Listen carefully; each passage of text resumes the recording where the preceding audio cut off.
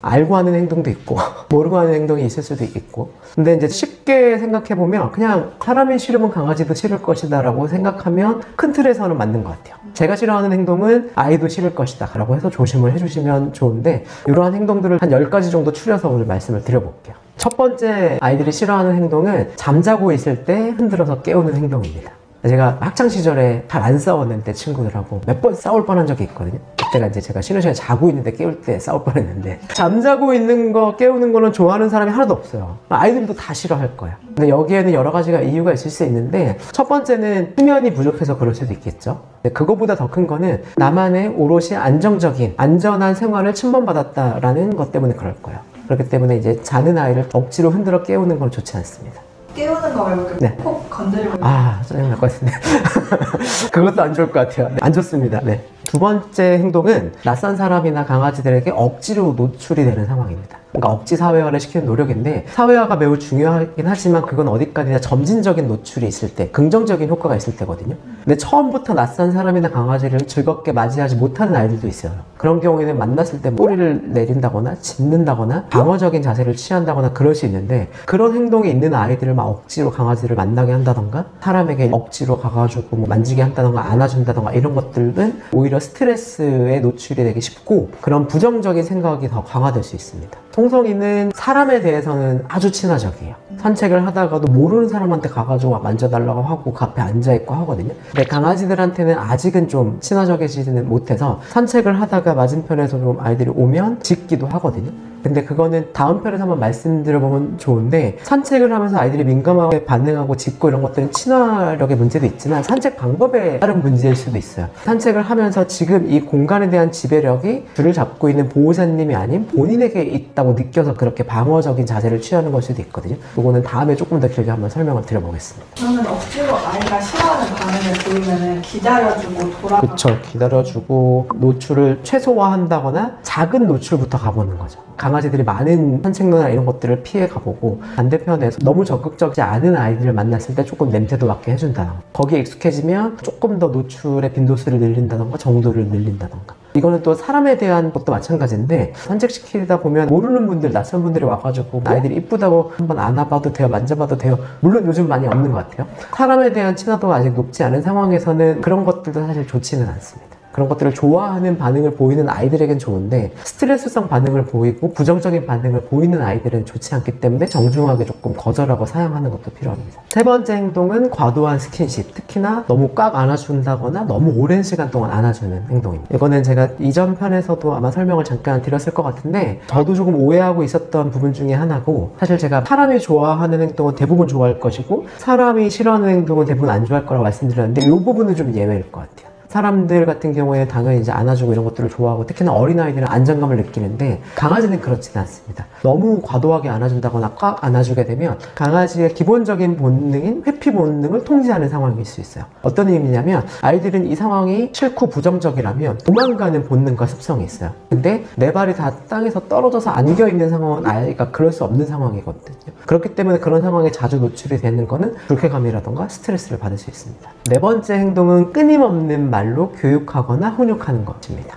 이게 어떤 의미냐면, 아이들이 사실 우리들의 말을 다 이해하고 있는 것 같지만 이해할 수 있는 단어는 몇 개 안 되거든요. 대부분은 분위기라던가 어조라던가 보호자님에서 나는 냄새라던가 이런 것들을 통해서 이제 알아듣게 되는 건데, 어떤 부정적인 상황에 노출이 되었을 때 아이들에게 짧은 언어로 그 행동을 교정하는 것은 충분히 좋습니다. 그런데 너무 길게 얘기하는 거는 어떤 거랑 마찬가지냐면, 제가 전혀 알아들을 수 없는 언어를 쓰는 나라에 갔는데 기본 단어가 아니라 문장으로 저한테 계속 얘기를 해주는 상황과 비슷해요. 굉장히 좀 혼란스럽고 스트레스를 많이 받겠죠. 아주 쉽고 이해할 수 있는 몇몇의 단어로 교육을 하거나 훈육을 해주시는 게 좋습니다. 그럼 내가 교육한다고 했는데 교육의 효과가 아예 없을 수도 있겠죠. 그렇죠. 교육 효과는 떨어지고 스트레스는 올라가고 그럴 수 있죠. 그래서 기본적으로 명령을 할 때는 앉아, 기다려, 엎드려와 같은 짧고 명확한 단어로 훈련을 해주시는 게 좋습니다. 가끔 이제 진료를 보거나 이제 주변 사람들을 보면 강아지들에게 하루 동안 받은 스트레스를 얘기해주고 위로를 받으시는 분들 계시긴 하거든요. 평상시에 대화 많이 하고 이런 것들은 좋은데, 어떤 목적성이 있는 훈육이나 교육을 할 때는 그렇게 긴 대화는 좋지 않다라고 이해해 주시면 될 것 같아요. 다섯 번째 행동은 큰 소리로 부르거나 놀래키는 행동입니다. 아이들이 생활을 하면서 되게 중요한 것 중에 하나가 예측 가능성이거든요. 어떤 상황이 됐을 때 이러한 결과가 예측이 된다는 게 아이들이 굉장히 중요한데, 갑자기 큰 소리로 부른다거나 하는 거는 아이들이 예측하지 못했던 스트레스를 쉽게 받을 수 있어요. 이런 환경에 쉽게 놓이게 되면 아무래도 부정적인 인식들이 쌓여서 스트레스도 많이 받게 되고 공격적인 성향이 밖으로 나타날 수 있습니다. 근데 가끔 그런 경우도 있잖아요. 하면 안 되는 행동들을 하고 있을 때 안 돼! 이렇게 소리 지르거나 그런 것도 좀 안 될까요?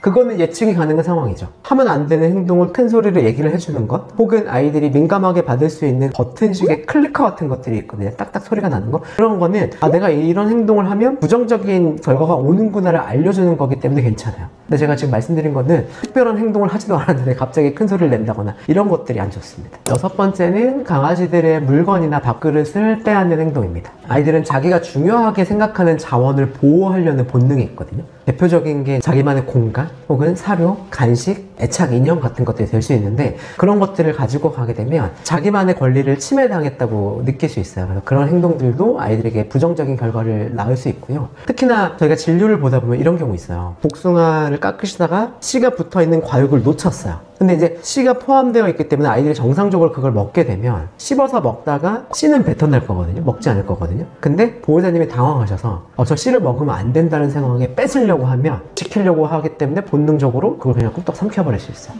복숭아 씨앗은 크기도 크고 소화도 안 되기 때문에 토하기 폐색을 유발할 수 있어요. 그래서 필요한 경우에는 저희가 구토를 유발시켜서 배출을 한다거나, 위내에 있다라고 하면 내시경으로 제거를 한다거나, 최악의 상황에서는 소장을 막은 경우에는 수술을 통해서 꺼내기도 하는데, 그때 굉장히 좀 당황하실 수 있거든요. 근데 그럴 때는 뺏으려고 하면 오히려 아이들이 그냥 꿀떡 삼킬 수 있기 때문에 당황하지 마시고 그냥 두면 보통은 먹다가 딱딱한 씨앗은 뱉을 수 있고요. 혹은 다른 간식이나 장난감과 교환을 하려는 노력이 필요해요. 더 좋은 걸로, 더 흥미를 느끼는 것으로. 뭔가를 뺏고 싶으면 더 맛있는, 더 좋은 걸로 주셔야 돼요. 그래서 이제 그런 경우 있거든요. 애착 인형이나 장난감이 있는데 너무 이제 낡은 거예요. 근데 아이가 그걸 절대 나한테 안 줘. 그러면 그걸 뺏으려고 하지 말고 더 좋은 거 준다던가, 아니면 그런 경우 있어요. 분명히 안락한 공간을 집에서 만들어줬는데, 편안하고 이쁜 집을 사줬는데 소파 밑에서만 생활하고 소파 밑에서 안 나와요. 그러면 이제 보호자님이 야속하니까 나오라고 이제 막 소파 밑에 손을 넣어서 아이를 막 일부러 꺼내시거든요. 근데 그때 아이들이 막 공격을 해요. 평상시에 전혀 으르렁거리지 않고 물지도 않던 아이가 보호자님이 막 문단 말이죠. 근데 그걸 또 교육시키겠다고 혼내고 이러면 절대 안 되고, 그 공간을 인정해 주시거나 안락한 공간으로,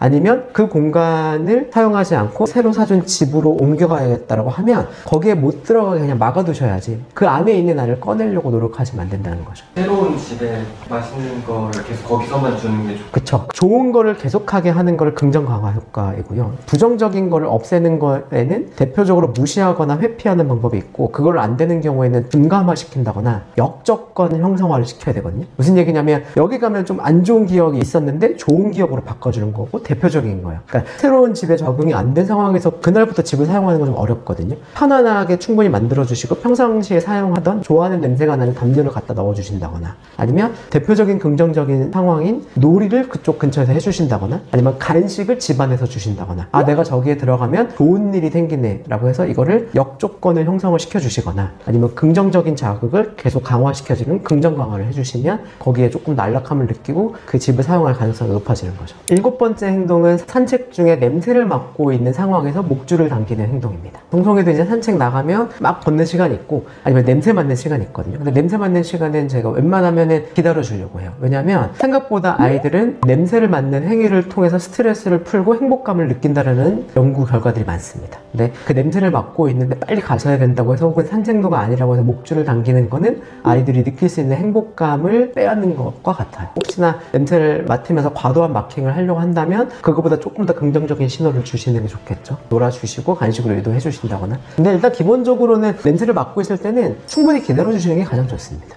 그 음식물 쓰레기, 그런 거는 안 좋죠. 네, 주의 꼭 해주셔야 되죠. 그럴 경우에는 다른 쪽으로 유도를 해주시는 방법이 있을 거고, 가능하면 그런데 노출이 되지 않는 산책로를 설정을 해주시는 게 좋을 것 같아요. 8번째 행동은 산책을 할 때 너무 짧은 줄을 사용하시거나 과도하게 빠른 걸음을 걷는 행동입니다. 산책을 할 때 충분한 길에 리드줄을 사용을 하시는 거를 지난 산책편에서 권해드렸었고, 최소 0.9m 이상은 돼야 된다. 그 이하는 아이가 스트레스를 너무 많이 받게 되고 실질적으로 산책이라고 보기 어렵다라고 말씀을 드렸는데, 해봤는데 너무 짧은 리드줄을 사용을 하면서 또 빨리 걷는 것은 아이가 자유로운 산책을 하기가 좀 어려워요. 보호자님이 산책을 해주고 계신데 아이는 지금 굉장한 스트레스를 받고 있는 상황일 수 있습니다. 산책을 할 때는 충분한 길이의 리드줄을 사용을 하시면서 아이의 걸음 속도에 맞춰주시는 게 좋습니다. 9번째 행동은 아이들을 오랫동안 노려보는 행동입니다.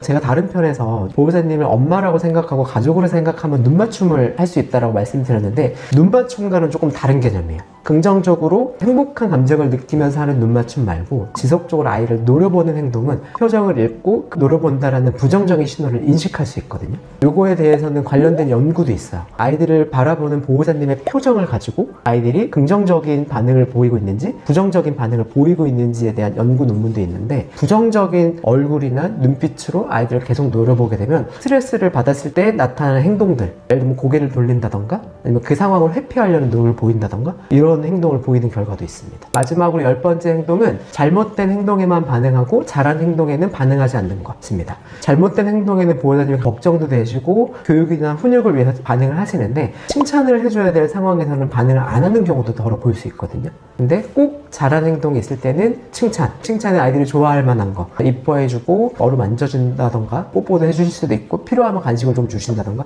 이러한 칭찬을 해주셔야 긍정적인 행동에 강화되는 효과를 누릴 수 있고요. 이러한 긍정적인 효과를 많이 못 받은 아이들이 잘못된 행동을 했을 때 보호자님이 반응하는 걸 마치 긍정적인 효과로 오해할 수 있어요. 어떤 얘기냐면 아이가 밥을 먹다가 급하게 먹어서 토를 했어요. 평상시에 칭찬을 많이 못 받은 아이였는데 구토를 했더니 보호자님이 가가지고 걱정이 되셔가지고 아이를 막 상태를 확인하고 얼굴도 만져주고 했단 말이에요. 근데 이걸 아이가 보상이라고 느끼고 칭찬이라고 오해할 수 있거든요. 그 아이는 다음부터 억지로 구토를 하려고 노력해요. 잘못된 행동을 했을 때는 무시하시거나 회피하시거나 아니면 훈육을 하시는 것도 필요에 따라서는 가능한데 잘못된 정보를 주지 않으시려면 꼭 잘한 행동을 했을 때는 칭찬을 해주셔야 아이가 헷갈리지 않습니다.